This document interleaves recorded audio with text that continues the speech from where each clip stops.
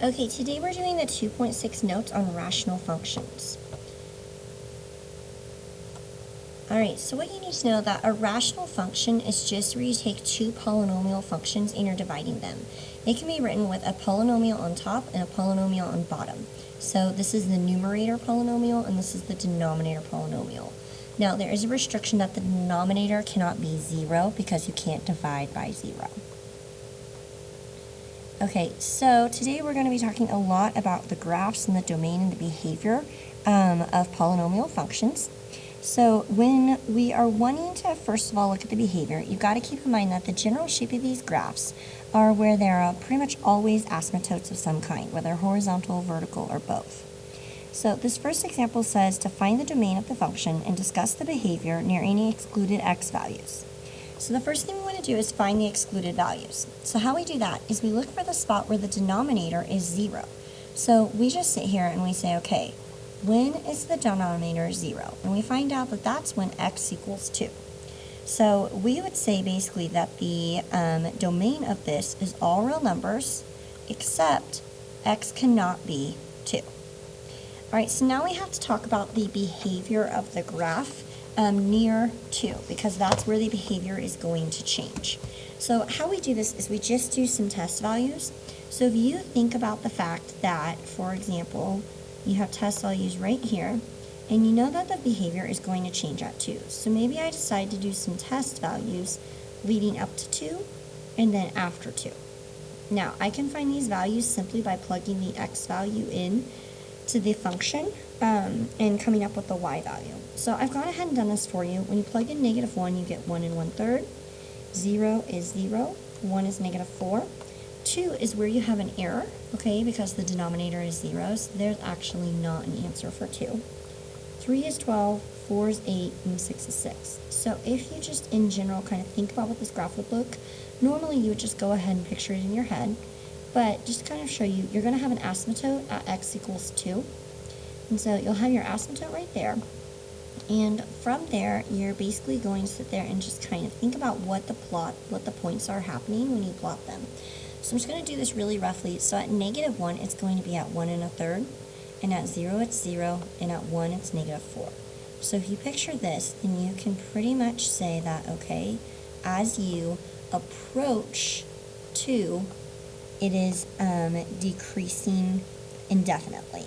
So how I would actually say that, I would say as x approaches, because it's coming towards 2 from the left, because we're talking about coming from the left, as x approaches 2 from the left, we would say that f, the function, decreases because it's going down without bound.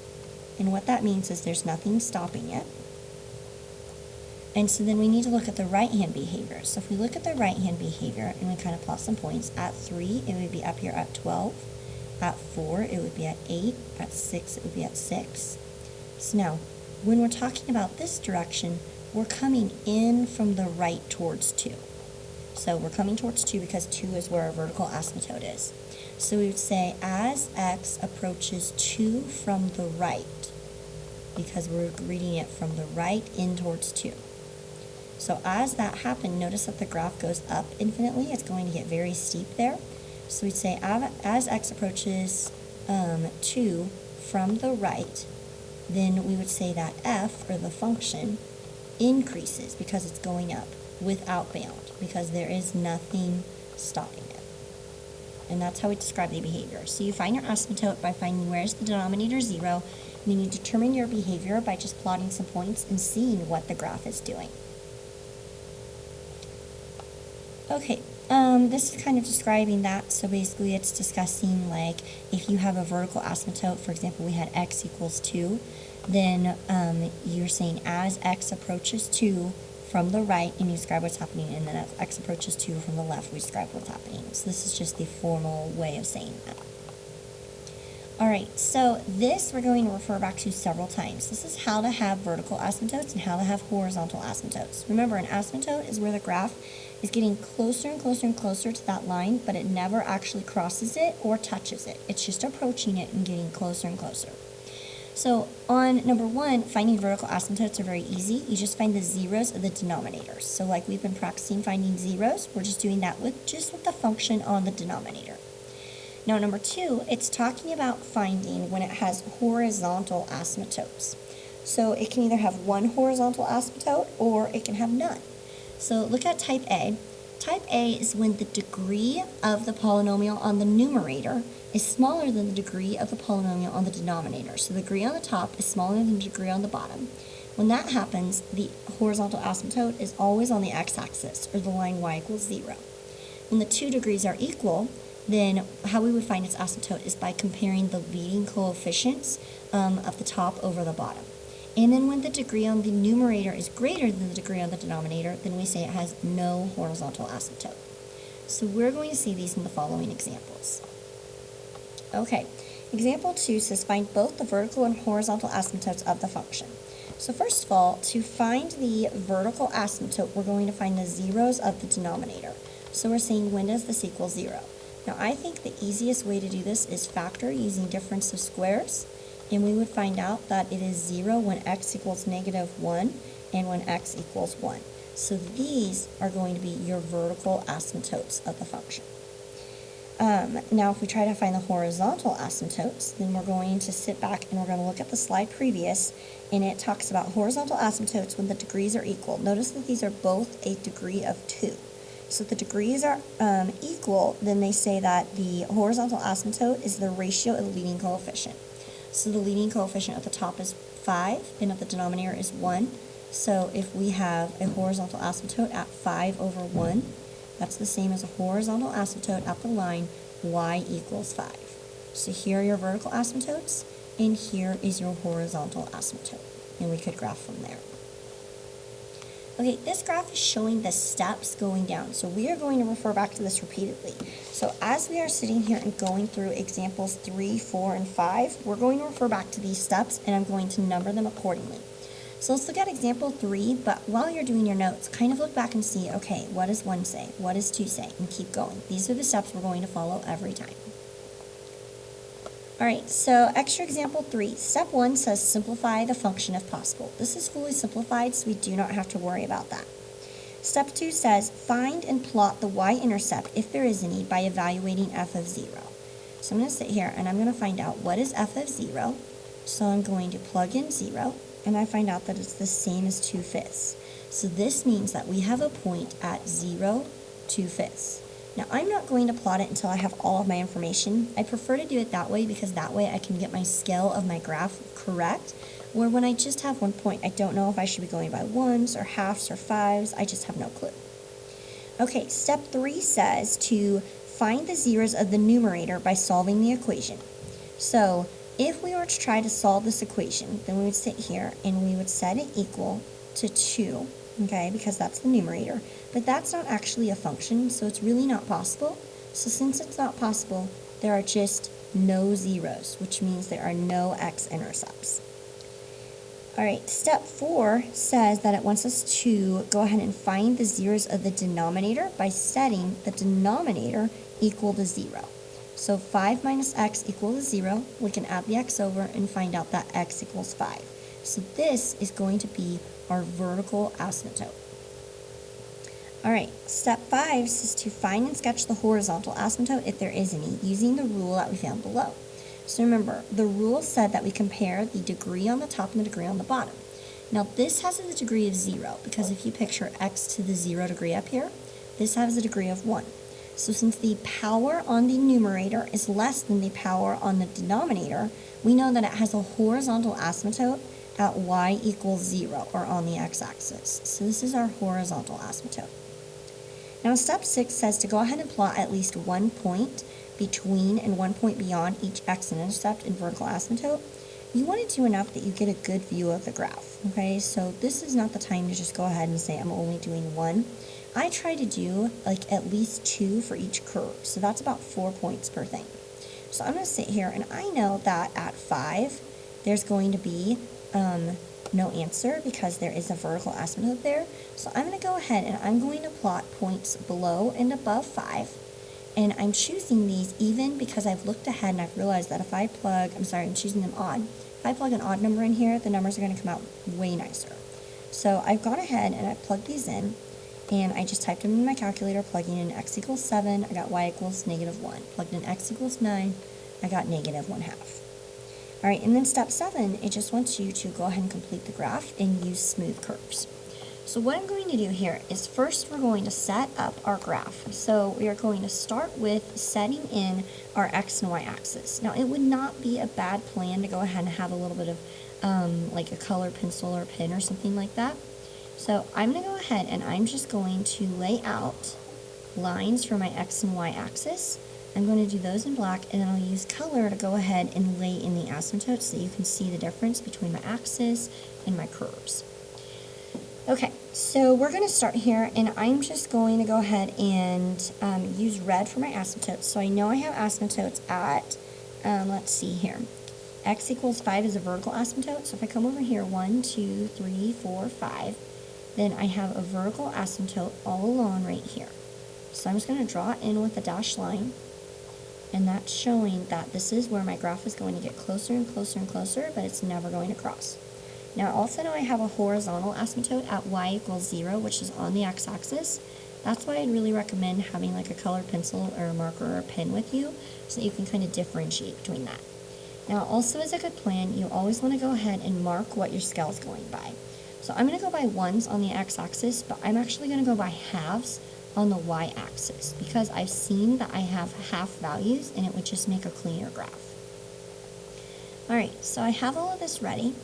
Here's all my asymptotes. So now I'm just ready to go ahead and plot my various zeros.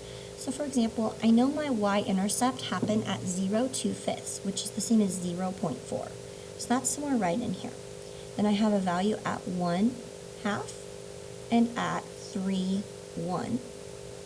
And so I'm going to draw just kind of a general curve coming up, and I just do the best I can to make it smooth, and I show that it's approaching that. It wouldn't hurt to have more values, but this is probably good enough for what we're doing. I'm going to go ahead and graph also at 7, -1, and then I'm going to have 9, and oops, definitely important to remember we're going by which scale here, and 9 is at half. So if I do this, and then I'm just going to draw on my curve, just to the best of my ability. It doesn't have to be perfect, and that is plenty of information, and that is a great curve. Okay, we're going to go ahead and work more on this one. This is exactly the same thing, so we're just practicing our steps here. So step 1 is simplified. We can't on this one.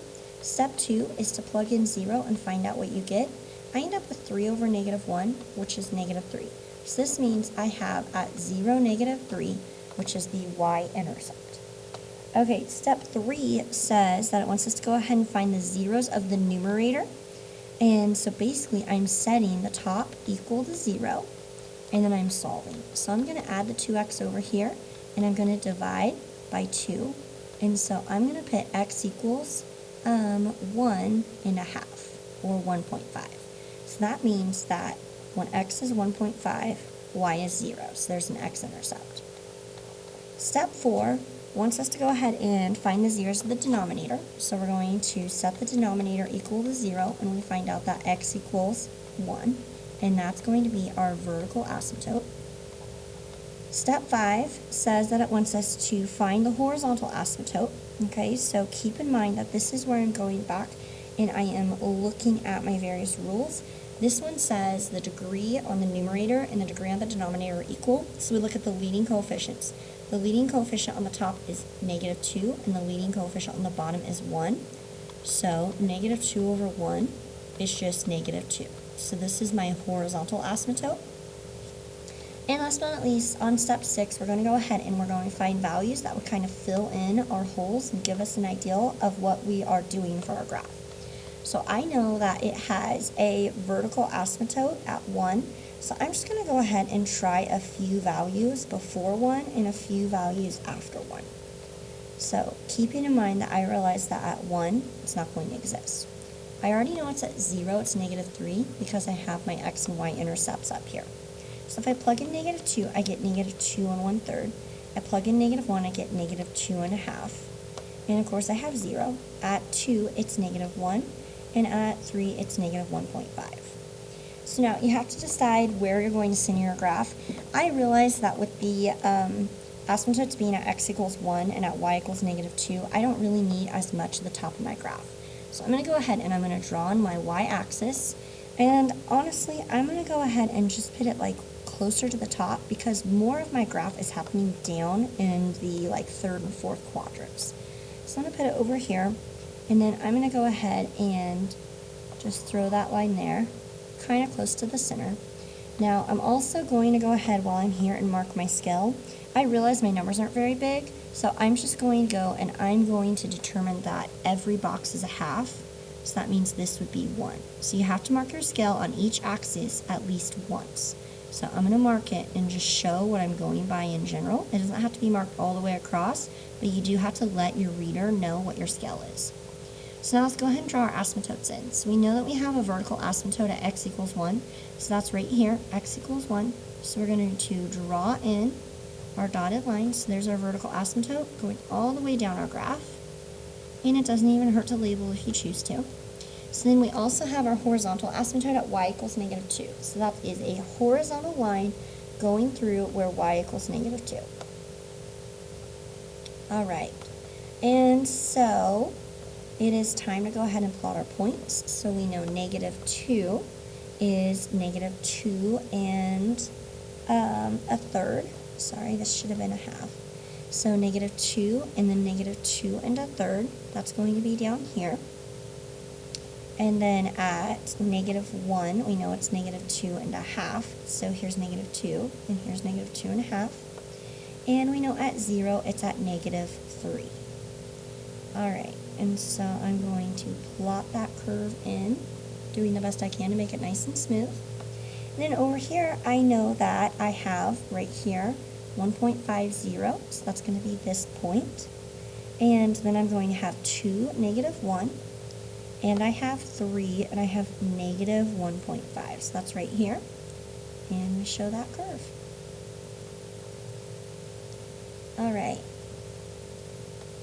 Okay, our fifth example, this is just more graphing. This one's a little bit more complicated just due to the nature of the graph. Notice how the denominator has a larger power than the numerator, so that just in general makes it a little bit more complicated. We're going to go through the exact same steps though. So we're going to go ahead and we're going to start out by finding when we plug in 0, what do we get? And we find out we get 1, so that means there is a point, at 0, 1. And so we are now going to go ahead and set the numerator equal to 0. And this is going to be step 3. So this is step 2, this is step 3. So the numerator is 1 plus 2x. So if we go ahead and we solve for x, we end up with -1/2. So that is going to be our x-intercept, -1/2, 0. Step 4 asks us to solve the denominator for its zeros. So if you set 1 minus x squared equal to 0, that's another difference of squares problem. And so it's 1 minus x, 1 plus x. And we find out that x equals 1 and x equals -1. So in this case, we have 2 vertical asymptotes. Step 5, if the power is greater on the denominator than it is in the numerator, when the power on the bottom is bigger, then if the degree is larger, then there are no horizontal asymptotes. So we know that. And then step 6, we need to find some points. Now, because I've told you kind of in advance that this is a funky looking graph because the degree on the bottom is is larger than the degree on the top, since that's the case, I would recommend going and maybe plotting more points than you necessarily would. I'm going to go ahead and I'll show you why I'm plotting so many points right there around 0. But I know that I'm going to have vertical asymptotes at -1 and 1. So although I'm writing that down, technically I already know that there is not a value there and there's not a value there. So I went ahead and I did more points right in here because I need to see what is the graph doing between those 2 vertical asymptotes. So once again, I got ahead and I just typed these into my calculator. I plugged in -3 for x to find out what y is. I plugged in -2 to find out what y is, etc. So I've gone ahead and done this. This comes from my various x and y intercepts. I know some of my information right there. So I know those 2 points. And then I had to plug in this and I got 2 2/3, which I thought was interesting because that's quite a bit bigger. This is negative 1 2/3, and this is negative 0.875. So now laying out our graph on this one, I went ahead and just more or less centered it. So I'm going to go ahead and lay out my x and y intercept, and then I'm going to get my vertical and horizontal asymptotes, if needed, drawn in. So that's always where I start. So here's my x and y intercept. Now I happen to know that we figured out we don't have a horizontal asymptote. My vertical asymptotes are at 1, negative 1. Now once again, I'm going to go ahead and I'm going to set this kind of bigger because I realize I have fractions and I know I don't need to go so high on my numbers. So I'm just going to go ahead and just make sure I mark somewhere what I'm going by. So I'm going by ones, and meaning each box is representing half a value because I've marked in how much the x-axis is and how much the y-axis is. Okay, so let's go ahead and let's draw on those two vertical asymptotes. So we have them at 1 and negative 1. So we're going to go draw those in. Alright, so here's 1, and then we need to do the one at negative 1. So we're going to come over here. We're just going to draw that. Alright. And now let's just plot our points that we know. So we know negative 3 and then 0.625. So that's going to be up here, keeping in mind each box is a half. And then we know negative 2, 1. And we know at negative 1 that it is the asymptote, so we're just approaching it. Now in here is pretty interesting. Negative half, 0, 0, 1, and then 2 and, at 1/2, it's at 2 2/3. So that's up here. So what's happening here, it kind of looks like a cubic function. It's going like this. That's its general shape. Then over here we have 2 and we have negative 1 2/3. And then we have 3 and we have negative 0.875. And so we make kind of a broad curve right there. Okay, and that's the shape of our graph. Now on example 6, just for the sake of time, I'm not going to make us go ahead and graph that. I just want to point out that basically it is this graph, but everything is shifted up 1. So what I would go ahead and do is I would basically calculate everything as normal without the +1. Just calculate it like this. And then take every single thing you have. All your horizontal asymptotes are going to have to shift up, and all your points are going to have to shift up. You're just going to add 1 to everything. So you are just basically going to take all your y values and add 1. And if you have any horizontal asymptotes, you're going to shift them up 1. So we can go through that slower, but just to save you time, I feel like we've covered a significant amount of graphs. Okay, so when you have a denominator that has a degree of 1 or bigger, so the bottom part has a degree of 1 or greater, if that numerator, okay, so first you have to the denominator that has a degree of 1 or more.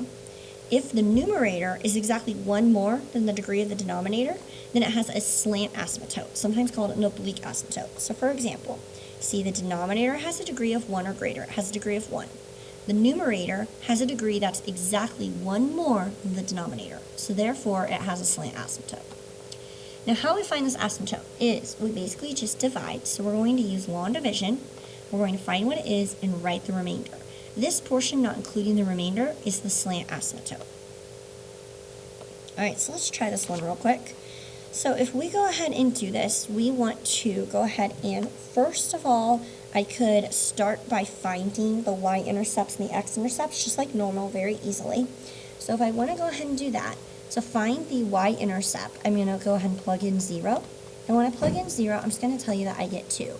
So that means you have a y-intercept at 0, 2. Now if I want to find my x-intercept, remember that's setting the top equal to 0. Now I'm going to go ahead and write the numerator in standard form. So if I set this equal to 0, then you could factor or you could quadratic formula it. So I went ahead and quadratic formulaed, and I got kind of a different number. So I did b squared minus 4 times a times c all over 2a. And so it left me with negative 3 plus or minus square root 17 over negative 2. So that gave me negative 0.6 and 3.6. So those are my two x-intercepts. And so far I have my y-intercept and I have my x-intercepts. Now, to find my vertical asymptote, I'm going to go ahead and find the 0 of the denominator. So the denominator is 1 plus x. So when it's 0, is at negative 1. So that's going to be my vertical asymptote. All right, for my slant asymptote, that is where I have to go ahead and I have to do long division. So once again, I'm going to use the space up here, and I've already rewrote my numerator to be negative x squared plus 3x plus 2. Now expect a remainder, because that's how you find out what's left, and so remainders are absolutely probable in this case. So I'm going to multiply times negative x, because that's going to get me negative x squared minus 1x, and then I'm going to subtract, so I end up with 4x plus 2. So I need to multiply by 4, and so I'm going to get 4x plus 4, but when I subtract, I get a remainder of negative 2. So, sorry, I'm running out of space. So that ends up with this equation, negative x plus 4 minus 2 over x plus 1. So this is the equation of your slant asymptote. So if we have our slant asymptote here, what we're ready to do is basically graph everything, except we're going to need some extra points. Now when it comes to slant asymptotes, I go ahead and graph everything else, and then I come up with the extra points. So if I want to do this, I'm going to go ahead and just, since I don't really know much, I'm going to go ahead and lay out my graph just in the middle like I normally would. So I'm going to just put my x and y axis on real quick. And then looking ahead, I'm probably just going to go by 1 since I'm really not sure. If I come in here to graph the line negative x plus 4, so negative x plus 4, that's going to be my slant asymptote. So that has an x-intercept of 4 and a slant of negative 1. So slope of negative 1. So go down 1 over 1. And now I'm going to go ahead and just use my tool to draw in the slant asymptote. Actually, I might just go ahead and draw it in. Technically, we would want to mark it as a dashed line, but for right now, just for the sake of time, we're going to go in here. I don't want to have you on a video forever. So then we have our vertical asymptote that we found earlier, x equals negative 1. So keeping in mind, I decided to just go by 1, so I'm going to go back and mark it in just a minute. So if I go and I draw in my line, once again, really to be correct, should be dotted. So this is what I have at this point. Now, looking at this, just based on what I know, I probably should have moved this graph down to leave more space up here, but we're just going to go with what we have for right now. So we know that we have a point at 0, 2. So that's right here. We know we have a point at negative 0.60, somewhere kind of in here, and then 3.6. So these curves are a little bit hard to draw and make not look like an absolute value, so just try to curve them around the best you can. Alright, so now we need some values elsewhere. So I would like to find this. We know this is going to extend forever this way, so what we don't have are values to this side of negative 1. So if I went ahead and just wanted to find a few values, I know at negative 1 we're not going to have anything. So if I try negative 2, negative 3, negative 4, negative 5, once again, I just plug them in for x and I find what my value is. I get out 8, 8, 8 and 2/3, and 9.5. So at negative 2, it's at 8. So 1, 2, 3, 4, 5, 6, 7, 8. So like I said, should have centered my graph down, but sometimes hindsight is just 20/20, and we didn't know that at the time. So I know that it's doing something like this. Now keep in mind, this asymptote is extended up here, so it's got to be coming up along the line of the asymptote like this. So once again, I probably should have focused that line down significantly. So the asymptote's extending, that's why we don't want to go over that one. And same thing right here, this shouldn't be crossing this line. So I'm going to make sure to not cross that. So in general, it's rough, but that's what our slant asymptotes look like. Okay, I went ahead and just for the sake of time, went ahead and kind of skipped the video part on the word problems. We will come back to that. So most of these are pretty easy. They're just using your information to take this knowledge, use the domain from 0 to 100, and make a graph. They're exactly what we've been talking about over and over. So I'm going to let you go ahead and finish those. And then in class on Monday, we will be covering our homework assignment, which we have right here. So thank you for watching. Come with questions, and please refer back to the notes to look at your 7 steps for graphing. They are vital and very handy.